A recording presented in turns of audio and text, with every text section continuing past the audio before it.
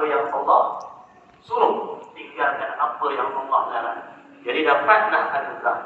Dan anugerah dari Allah untuk orang yang melakukan apa yang Allah suruh dan tinggalkan apa yang Allah larang. Anugerah itu sangat banyak. Sangat banyak. Dan salah satu dari anugerah ialah mendapat teman-teman untuk membawa hidup ini. Belum tahu yang ada Allah. Yang baik dari Allah. Yang sampai dari Allah. Assalamualaikum warahmatullahi wabarakatuh.